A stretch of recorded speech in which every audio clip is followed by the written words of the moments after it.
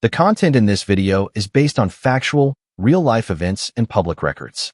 All opinions expressed are for educational and documentary purposes only. Viewer discretion is advised, as some scenes may depict sensitive content. This video is intended for informative purposes and complies with YouTube's guidelines. In every prison, there are men who run things with fists and men who run things with fear. But there's another kind of power, quiet, underestimated, and hidden behind stainless steel counters and steaming pots. In some facilities, the kitchen isn't just a workplace, it's a kingdom. This documentary tells the true story of how one inmate, known across the block as the chef, used food, ingredients, and hunger itself to take control of an entire cell block. He didn't lift weights. He didn't stab enemies. He didn't join a gang. He weaponized access to sugar, to spices, to extra portions, to warmth during winter lockdowns. And in an environment where every favor has a cost, the chef built an empire one meal at a time. This is The Prison Chef, how one inmate used food to control an entire block. If you enjoy real, gripping prison documentaries and true stories, don't forget to like this video, leave a comment, and share it with your friends and family. Hit that subscribe button and turn on notifications so you never miss more shocking and exclusive content. In the kitchen. In most prisons, men fight for dominance through violence, through fear, or through the backing of gangs. But in Block C of Redstone Correctional Facility, power didn't come from weapons or numbers. It came from the kitchen. It came from one man. And long before the guards noticed anything unusual, the inmates already knew who controlled everything that mattered after lights out. His name was Derek the Chef Manson, a quiet inmate with faded gangster tattoos stretching down both arms, a shaved head, and a calm gaze that rarely revealed what he was thinking. He wasn't big. He wasn't loud. He wasn't the type who bragged at rec time or walked with a crowd.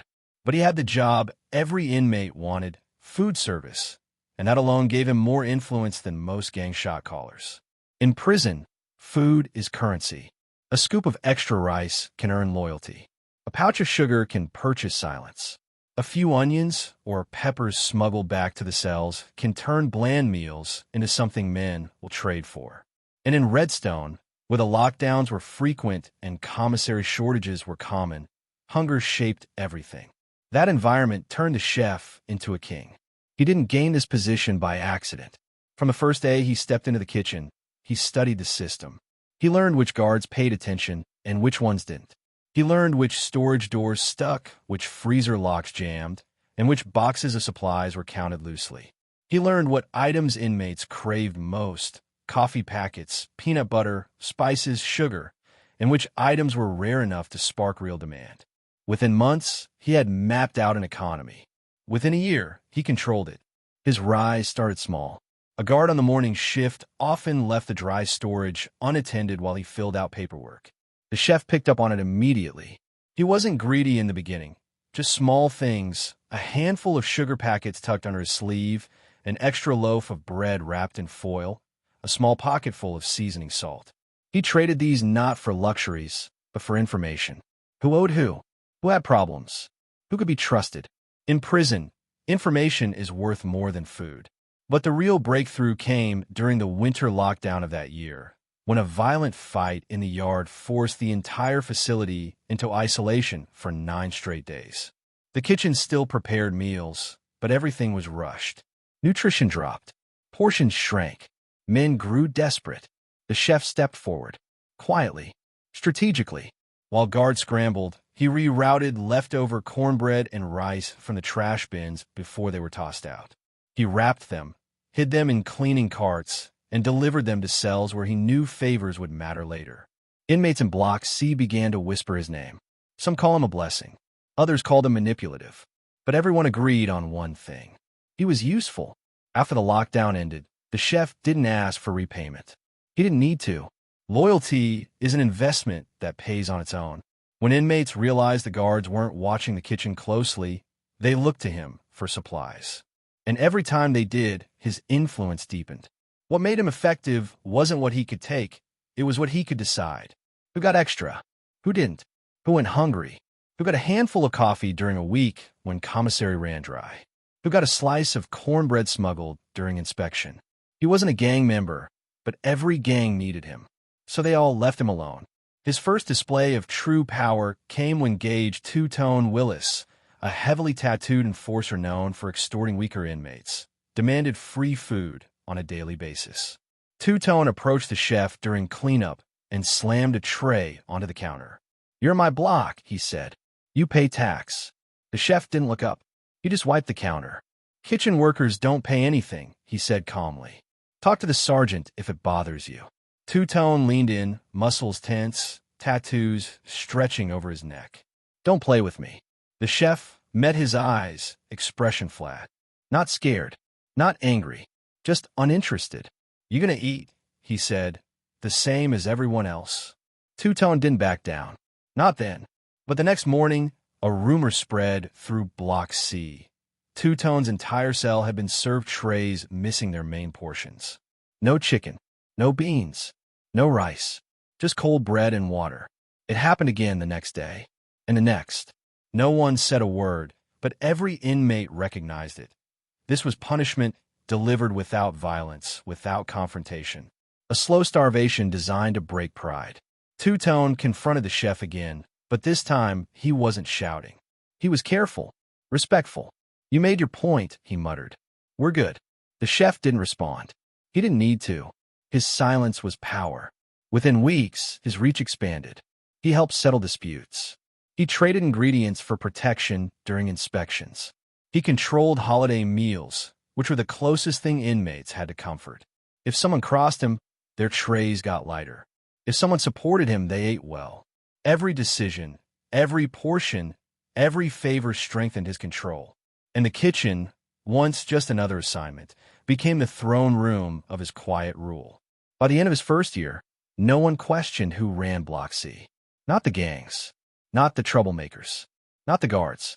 Even they recognized that his influence, though unofficial, kept the unit calmer. They didn't interfere. They didn't ask questions. As long as the chef kept the peace, they let him operate. What they didn't know was that peace was just the beginning. Power, real power, was the next step, and the chef wasn't done rising. The ingredient empire. Power in Redstone didn't shift overnight. It moved slowly, quietly, like water carving stone. And the more the chef understood how the prison's food supply worked, the more he shaped it into something no one else could touch. By the start of his second year, he wasn't just controlling meals, he was controlling ingredients. And in prison, ingredients meant influence. Influence meant leverage, and leverage meant survival. The prison kitchen ran on routine, deliveries every Tuesday and Friday, inspections at random, and sloppy paperwork handled by guards who cared more about finishing their shift than counting boxes. That chaos was opportunity. The chef used it with precision. It started with spices. Something as simple as seasoning salt could change the entire mood of a unit. When meals were bland and repetitive, inmates would trade anything: paper, soap, stamps, even favors, for a pinch of flavor. And the chef knew exactly how to make those tiny comforts feel priceless. He learned which boxes were sealed loose and which labels faded. He learned how to lose a pallet on delivery day. He learned that if you opened the bottom of a box, took just enough, and retaped it cleanly, no one questioned the weight difference. Over time, he built a stash: pepper packets, salt, garlic powder, chili flakes, sugar, instant coffee, even powdered cheese when he could get it. To inmates, these weren't spices. They were hope. They were warmth. They were the closest thing to freedom inside a cold cell. Even more valuable were the perishables: vegetables, eggs, leftover meats the guards didn't bother to count closely. On days when the kitchen made stew or chili, the chef could slip entire handfuls of diced onions or peppers into the pockets of trusted workers. These ingredients would circulate through Block C like contraband gold. But the chef didn't give out ingredients recklessly. He did it with the care of a banker handing out loans. Every spice pouch, every scrap of leftover meat was an investment. One inmate needed protection from a debt collector. Another needed privacy during a phone call. Another wanted peace with a rival cell. For all of them, the chef's help came at a price. Not money, but loyalty. That loyalty transformed Block C. Disputes that once ended in fights ended in negotiations. Gangs that once fought for dominance now competed for the chef's approval. Even strong personalities took a step back when he entered the hallway. He wasn't intimidating by presence, but by necessity. If you crossed him, the next month of meals would remind you who kept your stomach full. But not everyone accepted the new order quietly. A crew of 3 inmates, Roy, Marquez, and Glenn, fresh from intake, arrived with heavy egos and louder mouths. All 3 had deep gangster tattoos, shaved heads, and a history of extorting new arrivals. They believed the stories about the chef were exaggerations. After all, he didn't look like a shot caller. He didn't move with a group. He wasn't big or aggressive. They made their first mistake on their first weekend inside Block C. During breakfast distribution, Roy slammed his tray down and barked, "This ain't enough. Give me extra eggs." The chef didn't respond. He scooped the same portion he gave everyone else. Roy shoved the tray back. "You hear me?" The chef didn't flinch. He handed him the exact same amount. Calm, steady, silent.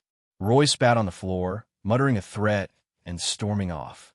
The unit buzzed with whispers. Some inmates laughed quietly. Others shook their heads. Everyone knew Roy had no idea what he had just started. The chef didn't retaliate with violence. He didn't involve gangs. He didn't speak a word. He simply adjusted the ingredients. On Monday, the 3 new inmates received trays missing their main items. On Tuesday, their trays arrived with cold, unseasoned leftovers. On Wednesday, the unit got extra bread, but they didn't. On Thursday, their meals were served last and always after the food cooled. By Friday, the entire block had noticed, and whispers followed the trio everywhere. They weren't being punished physically. They weren't being isolated. They were being erased from the kitchen's generosity. And in prison, that kind of isolation cut deeper than fists. The trio tried to confront the chef again. They never got the chance. The gangs, not because they liked him, but because they depended on him, made it clear. If you mess with him, you mess with all of us. Roy and his crew backed down. Quietly. Quickly. By the end of the month, they were trading cleaning supplies just to get back on the list for coffee. But the chef's real challenge came not from inmates, but from a guard. Officer Harlow, a tall man with a scar on his cheek and a reputation for strictness, was assigned to the kitchen after a staff reshuffle. Unlike the previous guards, Harlow inspected everything. He counted boxes, weighed ingredients, measured leftovers. He asked questions, and he didn't like what he found. Why is the garlic powder inventory always off by a few ounces? Why is there a tray of vegetables missing? Why do the numbers never match the log? The chef stayed calm. He answered politely. He played dumb when necessary. But Harlow wasn't fooled. One afternoon, Harlow cornered him in the pantry. "I know what you're doing," he said. "I'm not stupid." The chef simply looked down at the clipboard. "Then you know the kitchen runs better when things go smooth." Harlow stepped closer. "I don't care about smooth. I care about order. Your little system ends today." The threat wasn't loud, but it was clear. And in that moment, the chef realized something important. Inmates could be controlled. Gangsters could be negotiated with. But a guard with a mission was dangerous. Harlow wasn't corrupt. He wasn't lazy. He wasn't in it for bribes. He believed in rules, and that made him a bigger threat than any inmate. For the first time, the chef's empire faced a challenge he couldn't fix with spices or favors. Harlow wasn't hungry. Harlow couldn't be punished with smaller portions. And Harlow wasn't scared. If the chef wanted to maintain what he built, he needed a new strategy, one that didn't rely on intimidation or withholding food. He needed influence beyond the kitchen, because a guard like Harlow could shut everything down with one report. And the chef wasn't about to let his kingdom crumble. Not after coming this far. Pressure from above. Officer Harlow wasn't the kind of problem the chef could handle with subtle shifts in ingredients or quiet punishment. He was focused, structured, obsessed with control. From the first week he took over the kitchen, the entire atmosphere changed. The workers tattooed, loyal to the chef, trained to move in unspoken rhythm, felt the tension immediately. Harlow didn't just watch. He recorded. He questioned. He memorized patterns. He stood in doorways counting onions, checking expiration dates, flipping through logs from months earlier to compare handwriting. Every time the chef passed him, he could feel Harlow's eyes tracking him, analyzing him, searching for a mistake. For the first time since the chef built his network, the kitchen felt hostile, and Block C felt the consequences almost immediately. The flow of extra spices slowed. Coffee packets became scarce. Leftover vegetables didn't move like they used to. Meals came out stricter, tighter, controlled. Whispers spread across the unit like smoke. What's happening? Why is the kitchen dry? Why are we not getting extras? What's wrong with the chef? Some inmates panicked. Others grew restless. A few blamed the gangs. A few blamed the administration. But the smart ones knew exactly what was happening. A guard with authority had disrupted the ecosystem. The chef had spent years creating balance. An unspoken rule that if everyone respected the kitchen would take care of everyone. Harlow didn't care about balance. He cared about protocol. And protocol was the enemy of every inmate in Redstone. The chef realized quickly that he needed information. He needed to understand Harlow's routine, his vulnerabilities, his blind spots. He couldn't confront him directly, not unless he wanted to lose everything. So he turned to someone who knew the guards better than anyone. Inmate Barber, the quiet man who cut the officer's hair every month. Barber was an older inmate with faded tattoos covering his chest, soft-spoken and observant. He wasn't affiliated with any gang. He didn't trade. He didn't gamble. He survived by listening. The guard trusted him because he never repeated what he heard. The inmates trusted him because he never took sides. The chef approached him in the yard during rec time. Barber sat alone on a bench, reading an old paperback with missing pages. "You know the new kitchen officer?" the chef asked. Barber closed the book. "Harlow, yeah." Barber studied him for a moment. "He's not like the others," he said. "He's career-focused, wants promotion, doesn't drink, doesn't take favors, doesn't laugh. One of those fix-the-broken-system types." The chef nodded. "What's his goal?" Barber tapped the book lightly. "Control. Some officers want money. Some want power. Some want respect. Harlow wants order. He's trying to clean up the place." A pause. "That means cleaning up you," Barber added quietly. The chef didn't react. He didn't show fear. But inside, he felt a shift. Barber wasn't trying to intimidate him. He was stating facts. If Harlow continued tightening the kitchen, the chef's influence would collapse. Block C would grow unstable. Gangs would start fighting again. Inmates would return to extortion and chaos. The chef didn't build his empire for selfish reasons, though he benefited from it, but because a stable block kept him safe. If the unit fell apart, he would be the first target. That night, he lay on his bunk staring at the ceiling. The cell was cold. His cellmate snored quietly. Every sound echoed, distant shouting, metal doors slamming, guards' boots on the floor. He thought about his past, how he'd ended up in Redstone because of a robbery gone wrong, how he'd watched men fight for scraps, how he'd learned that feeding men was far more powerful than intimidating them. He had built something in Redstone, and he wasn't about to lose it to a clipboard and a badge. The next morning, he started gathering intelligence, quietly, carefully. He watched which officers Harlow spoke to. He watched how long he spent in the office. He watched his reactions to certain inmates. He watched how often he checked the delivery logs. He watched which guards disliked him.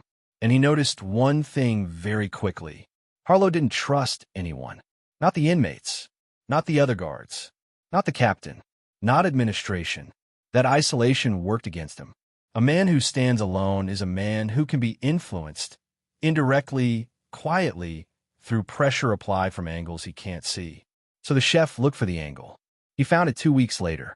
During a Thursday morning shift, a young guard named Perez, overworked, frustrated, covered in sweat, stormed into the kitchen muttering under his breath. The chef heard just enough to understand the situation. Harlow had written Perez up for misplacing a key. Perez claimed someone had moved it. Harlow filed the report anyway. Now Perez was on the verge of losing 2 overtime shifts, money he desperately needed. And Perez wasn't quiet about it. "He thinks he runs this whole place," Perez snapped. "He makes everyone look bad. Dude acts like he's warden." That was the moment the chef had been waiting for. He approached Perez slowly, non-threatening, wiping down a counter. "Rough morning," he said. Perez exhaled sharply. "Guy's a nightmare. Ever since he got here, he's been making our jobs harder. Thinks we're all incompetent." The chef nodded. "He watches everything. He's paranoid," Perez corrected. The chef let the silence hang for a moment. "You're not the only one frustrated," he said quietly. "Some of the others feel the same." Perez scoffed. "Doesn't matter. Nobody can do anything. He's got the captain in his pocket." But the chef could see it. The frustration, the resentment, the feeling of being micromanaged by someone who didn't respect him. Perez wasn't an ally, but he was a crack in the armor. And cracks spread. Over the next week, the chef made subtle moves. When Perez was on shift, he worked faster, cleaner, more compliant. He became the ideal worker, quiet, respectful, organized. Other guards noticed. Perez noticed even more. When Harlow checked inventory, the chef stepped away from Perez and focused entirely on the task, making Harlow appear hyper-controlling in comparison. When Perez and Harlow argued, the chef acted neutral but always near enough to witness it. He wasn't stirring conflict. He was letting natural tension grow. It worked. Perez began venting openly in the guard station. Another officer joined in. Then another. Soon, Harlow wasn't just dealing with the chef's controlled kitchen. He was dealing with irritated coworkers, annoyed supervisors, and officers tired of being watched and corrected. He had walked into Redstone trying to reform it, but reformers rarely make friends. Meanwhile, Block C was watching closely. The chef's men whispered updates from the kitchen. Gang leaders monitored the tension. Everyone knew something was shifting behind the scenes. The chef didn't need Harlow removed. He didn't need him fired. He just needed him busy, distracted, under pressure. A guard under pressure makes mistakes. A guard without allies becomes vulnerable. A guard trying to control everything eventually loses control of something. The chef had found his angle, and now he was going to use it. Because influence wasn't taken. It was applied, slowly, patiently, until the balance shifted, and Harlow was about to lose his balance. The breaking point. Pressure changes people, slowly at first, then all at once. By the start of Harlow's third month in the kitchen, he wasn't the controlled, rigid officer who walked in with a mission to fix the system. He was irritated, distracted, overworked, and worst of all for a man obsessed with structure, he was losing grip on the order he valued so highly. It didn't happen through sabotage. The chef never touched his keys, never broke a rule, never gave him a reason to file a charge. The shift came from something far more effective. Isolation. The guards who once tolerated Harlow now avoided him. The young officers whispered about him behind his back. Veterans rolled their eyes when they saw him coming. Supervisors grew tired of his constant complaints. Every day, Harlow felt the weight of working in a place where every officer resented him, but none dared say it directly. He carried that tension into the kitchen, barking orders with sharper tone, snapping at minor mistakes, gripping his clipboard harder every time an inmate walked past. For a man seeking order, the loss of respect created internal chaos. And chaos breeds mistakes. The chef saw it all unfolding as predictably as a boiling pot. He didn't enjoy watching Harlow crumble, but he didn't pity him either. In prison, everyone chooses a role. Harlow had chosen to be the man who took stability from Block C. Now, he was experiencing what happened when a system pushed back. But the real breaking point began on a stormy Monday morning. Thunder shook the windows of the kitchen. Rain hammered the metal roof. The unit was tense. Storm days always made tempers tight, but this morning was worse. Harlow had received an official reprimand from a lieutenant for creating unnecessary disruptions among staff. A formal complaint had been filed. The lieutenant didn't say who complained, but Harlow wasn't dumb. He blamed Perez. Perez, of course, hadn't filed anything, but Harlow believed he had, and belief was all that mattered. He stormed into the kitchen before breakfast, face red, jaw clenched, clipboard shaking in his grip. "Everyone line up," he barked. The inmates froze. Even the background noise seemed to stop. No pans clattering, no trays moving, no small talk. The chef stepped forward calmly, like always, hand behind his back. "What's the issue, officer?" he asked. Harlow scanned the room with something darker than anger. contempt mixed with paranoia. From now on, no one touches anything without my approval. No spices, no leftovers, no supplies. I will monitor every item, every movement, every entry, every exit. The room felt colder than the freezer behind them. Tattooed inmates glanced at one another, silent but tense. Workers who had been with the chef for years shifted uncomfortably.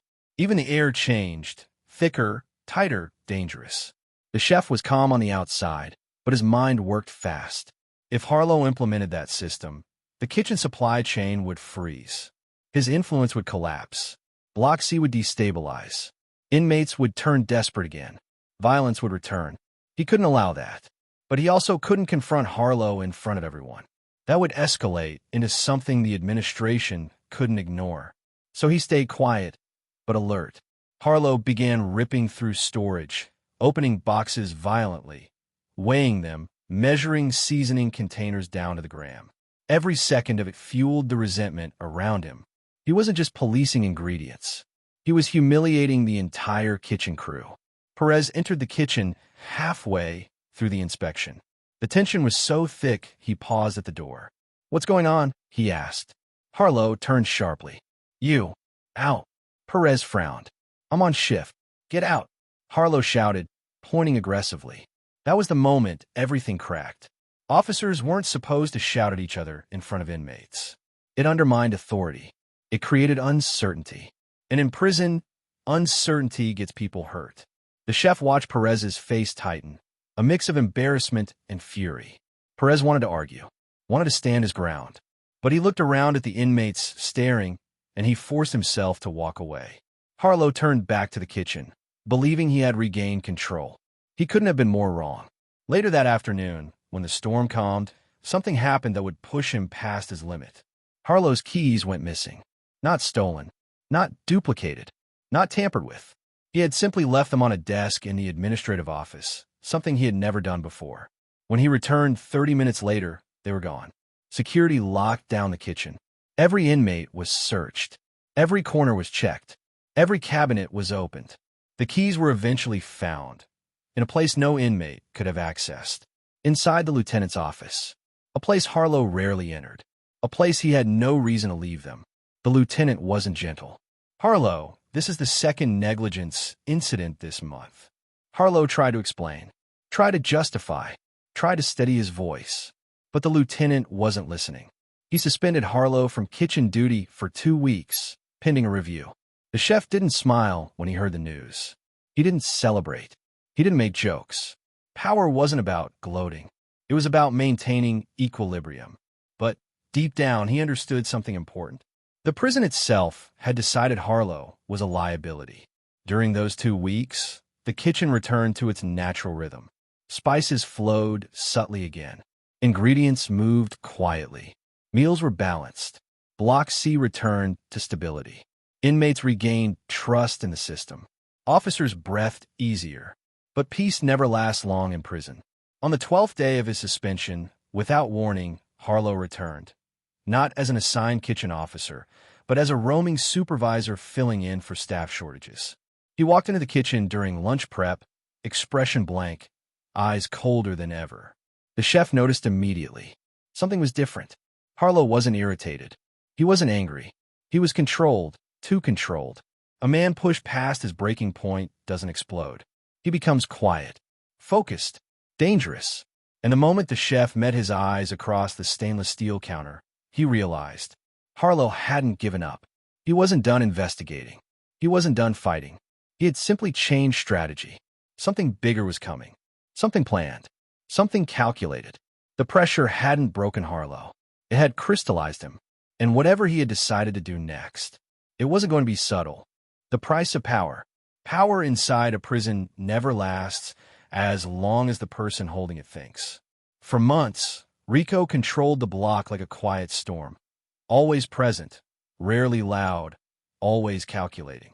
But power based on favors, food, and fear eventually starts to rot from the inside. Chapter 5 traces how the walls began to close in around him, how the kitchen became a crime scene, and how the same skills that built his empire ultimately exposed him. It began with a missing shipment. Every Tuesday, the facility received bulk deliveries, produce, dry goods, and frozen meats. Rico always knew the schedule, the quantity, and which guard could be persuaded to not notice a few missing boxes. But one Tuesday morning, the numbers didn't add up. A full case of canned chicken was short before Rico ever touched it. The guards were tense. The supervisor started asking direct questions. Suddenly, Rico's control of the kitchen attracted the kind of scrutiny that collapsed empires. He tried to divert suspicion. He tried to lay the confusion on a new delivery driver. But anyone who paid attention knew this block ran smoothly only because Rico ran it. So when something went wrong, attention naturally turned to him. The guards didn't have proof, just suspicion. But suspicion alone can tighten the screws in a prison. For the first time in months, Rico felt the pressure shift. The block watched his reaction. If Rico looked nervous, he'd bleed. If he showed fear, he'd lose leverage. So he held his posture, pretending it was nothing, but deep down he knew the rhythm of the block had changed. Then came the warning. It didn't come from an enemy. It came from a janitor who worked nights, an older inmate who never took sides. He slid Rico a folded note under a mop bucket. For words, eyes on you. Careful. Someone had started talking. Most likely one of the younger inmates who had enjoyed the benefits of Rico's food deals but didn't understand the consequences of betrayal. At first, Rico thought it was greed. Maybe someone wanted to replace him. But the janitor gave him more context the next day. It wasn't an inmate. It was a guard. One guard in particular, a rookie, was trying to build a reputation by exposing kitchen corruption. He'd been watching tray counts, ingredient logs, and inmate movement around the back entrance. And he had noticed something unusual. Inmates gathering around Rico for ration upgrades that weren't authorized anywhere on paper. Rico knew the truth. He could handle inmates. He could handle rival crews. But he couldn't handle a guard with ambition. You can't threaten a guard. You can't bribe one without risk. Rico's empire was built on leverage, not violence. And now, the one lever he didn't control was being pulled. The block sensed a shift, too. Some inmates began pulling back from Rico. Favors weren't returned. Requests slowed down. People who once lined up for extras now kept their distance. Even his trusted lieutenants started acting more cautious, as if they were preparing for the fall. Rico realized how thin loyalty really was when fear arrived. The kitchen supervisors started cracking down. Surprise inspections, random inventory checks, guards double-counting ingredients. The kitchen, once Rico's sanctuary, became a hostile environment. Every clang of a pot felt like a warning bell. Then came the moment that changed everything. During dinner prep, a guard found a stash bag stuffed behind a storage rack, tuna packets, seasoning, stolen peanut butter cups, and a few unopened spice bottles. It was exactly the kind of stash Rico used to maintain power. The guard dragged it out like evidence from a crime scene. The entire kitchen froze. Rico knew immediately what the guard would assume. Someone had planted it. No one hides contraband in such an obvious spot. It was too easy, too clean, too convenient. Rico's real stash locations were far more discreet, hidden inside hollow table legs, under loose tiles, or behind vent grates. This setup was amateur, but it didn't matter. The guard called the supervisor. The supervisor called security.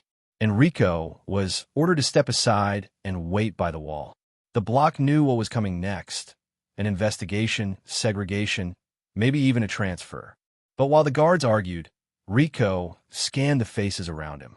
One face stood out, Flacco, a skinny inmate who once begged Rico for extra food when he was starving.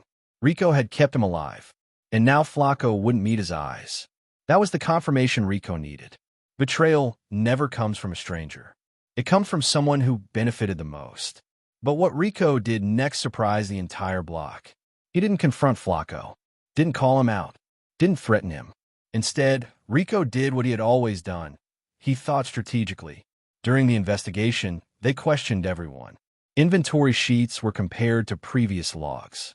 Security footage was reviewed. And this was where Rico found his unexpected advantage. The cameras near the storage racks had blind spots he had memorized, but most inmates didn't understand. The suspicious stash was placed in a spot that required entering and exiting through a camera's direct line of sight. Yet no footage showed Rico near the area at the critical times. It also didn't show Flacco, but Flacco was on a dishwasher rotation that gave him legitimate access to the space. The timing lined up. The guard didn't have enough proof to charge Rico. For the first time, the system protected him by accident. The next morning, Rico was released back into the block, but the damage was done. His power wasn't the same. Fear had shifted. Loyalty had fractured. Some inmates were relieved he returned. Others looked disappointed, almost nervous, like they'd hoped his fall would create a vacuum they could exploit. But Rico didn't rebuild. He stepped back. He gave up his control of the ration flow. He stopped taking requests. He stopped trading favors. People assumed he was biding his time, planning revenge. But Rico wasn't interested in a comeback. He understood something most inmates never do. Block power burns fast. And it always ends the same way: segregation, transfer, or betrayal. Rico chose a different ending. He kept his kitchen job, but he stayed quiet, did only what was required, and avoided politics. His silence created its own legend. Some said he'd struck a deal with the guards. Others claimed he was waiting for the right moment to reclaim the block. But the truth was simpler. Rico had finally realized the cost of control. The kitchen had made him powerful, but it had also made him vulnerable. And in prison, vulnerability is the one thing you can't afford. His empire died not with violence, but with a choice, his choice, to let it go. And that was Rico's real legacy. A reminder that in a place built on power struggles, sometimes the strongest move is knowing when to walk away.